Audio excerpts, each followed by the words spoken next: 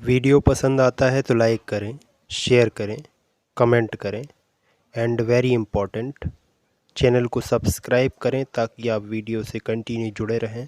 धन्यवाद। दोस्तों नमस्कार। इस वीडियो में हम अनुलिपिक जीन या डुप्लीकेट जीन को पढ़ेंगे और समझेंगे कि F2 जनरेशन में डुप्लीकेट जीन में जो रेशो है वो 15:1 कैसे आता है। तो अनुलिपिक जीन ऐसे जीन होते हैं जो एक ही लक्षण को व्यक्त करने वाले जीन होते हैं।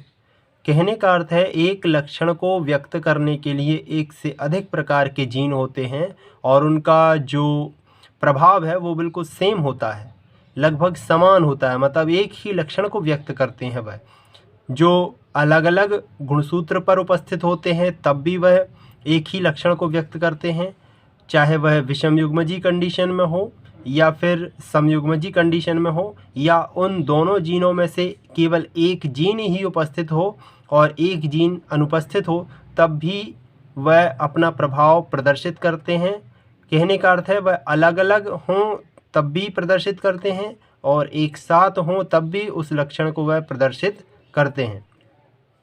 तो अनुलिपिक जीन क्रिया में एक ही लक्षण को नियंत्रित करने वाले दो जीन होते हैं और उनके प्रभावी युग्म विकल्पी अलग अलग या एक साथ एक ही लक्षण प्रारूप को जन्म देते हैं। विपरीत लक्षण प्रारूप या फिनोटाइप तब उत्पन्न होता है जब इनके अप्रभावी एलील होमोजाइगस कंडीशन में होते हैं। मतलब इनके अप्रभावी युग्म विकल्पी जब समयुग्मजी स्थिति में होते हैं इन जीनों के, तब वहाँ पर विपरीत फिनोटाइप हमें देखने को मिलता है। कहने का अर्थ है, एक डायग्राम से समझते हैं। मान लीजिए यहाँ पर दो जीन हैं, कैपिटल ए और कैपिटल बी, जो कि यहाँ पर दोनों ही गुणसूत्र में, दोनों ही समजात गुणसूत्रों में यहाँ पर सेम जीन है और प्रभावी जीन है। यहाँ पर कैपिटल ए भी एक लक्षण को व्यक्त करता है और कैपिटल बी भी उसी लक्षण को व्यक्त करने वाला यहाँ पर जीन है, जो कि दोनों ही समयुग्मजी कंडीशन में है, तो ये उस लक्षण को व्यक्त करेंगे। वहीं यहाँ पर ये दोनों ही जीन अपनी विषम युग्मजी कंडीशन में है, मतलब यहाँ पर कैपिटल ए के साथ में इसका अप्रभावी एलील उपस्थित है और कैपिटल बी के साथ में इसका प्रभावी एलील उपस्थित है, तब भी ये उसी लक्षण को व्यक्त करेंगे क्योंकि प्रभावी एलील यहाँ पर उपस्थित है। दो स्थितियाँ और हो सकती हैं कि या तो यहाँ पर एक गुणसूत्र पर, इन दोनों समजात गुणसूत्रों में से किसी एक गुणसूत्र पर कैपिटल ए या कैपिटल बी में से कोई भी एक उपस्थित हो।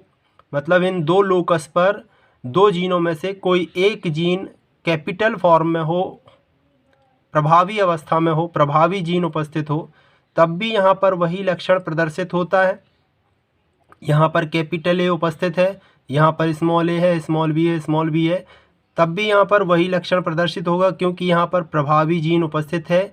और दूसरी स्थिति ये हो सकती है कि यहाँ पर कैपिटल ए ना होकर यहाँ पर दूसरे लोकस पर दूसरा जीन कैपिटल बी उपस्थित हो, स्मॉल ए स्मॉल बी, यहाँ पर कैपिटल बी उपस्थित हो, तो भी हमें वही लक्षण देखने को मिलेगा।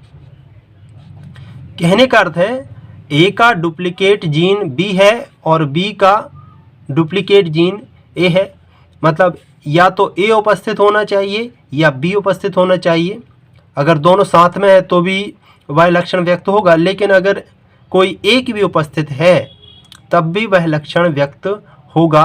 और इस क्रिया को हम कहते हैं अनुलिपिक जीन क्रिया।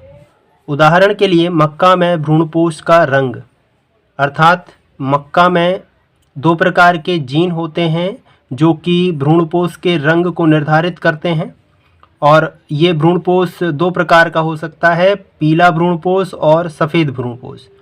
तो यहाँ पर जो सफ़ेद भ्रूणपोष वाला पौधा है ये हमें एक ही कंडीशन में देखने को मिलता है जब यहाँ पर ये दोनों जीन अपने अप्रभावी समयुग्मजी अवस्था में उपस्थित हों। मतलब यहाँ पर स्मॉल a1 और स्मॉल a2 इस कंडीशन में जब ये उपस्थित रहेंगे तो हमें शुद्ध सफ़ेद भ्रूणपोष वाला प्लांट्स देखने को मिलेगा। लेकिन अगर किसी भी कंडीशन में इन दो लोकस में से, इन दो गुणसूत्रों में से कहीं पर भी कोई एक भी कैपिटल जीन उपस्थित होता है, दोनों जीनों में से A1 या A2 में से, तो वहाँ पर पीला भ्रूणपोष वाला पौधा हमें देखने को मिलेगा। तो यहाँ पर हम क्या कराते हैं, दो पौधों के बीच में संकरण कराते हैं, जो कि शुद्ध पीले भ्रूणपोष वाले पौधे हैं और शुद्ध सफ़ेद भ्रूणपोष वाले पौधे हैं।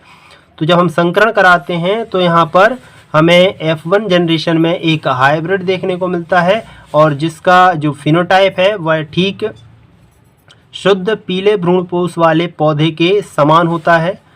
कहने का अर्थ है, यह जो विषम युग्मजी है यह ठीक अपने इस जनक के समान होता है, जो कि शुद्ध पीले भ्रूणपोष वाला पौधा है। और जब हम F1 जनरेशन में प्राप्त इन हाइब्रिड का में स्वपरागण कराते हैं तो हमें फिनोटिपिक रेशो 15:1 देखने को मिलता है। वो इसलिए देखने को मिलता है क्योंकि यहाँ पर ये दोनों जीन किसी न किसी कंडीशन में उपस्थित हैं, या तो अलग अलग उपस्थित हैं या एक साथ उपस्थित हैं, या इन दोनों जीनों में से कोई एक भी उपस्थित है, तब भी हमें पीला भ्रूणपोष वाला पौधा देखने को मिलता है। तो यहाँ पर जब F1 जनरेशन में प्राप्त इन विषमयुग्मजी पौधों, इन हाइब्रिड्स के बीच में जब स्वपरागण कराया जाता है तो हमें यहाँ पर F2 जनरेशन में ये इस तरह से 16 पौधे देखने को मिलते हैं, जिनमें जीनोटाइप अलग अलग प्रकार का हो सकता है, लेकिन यहाँ पर फिनोटाइप 2 ही प्रकार का होता है, पीला भ्रूणपोष और सफ़ेद भ्रूणपोष।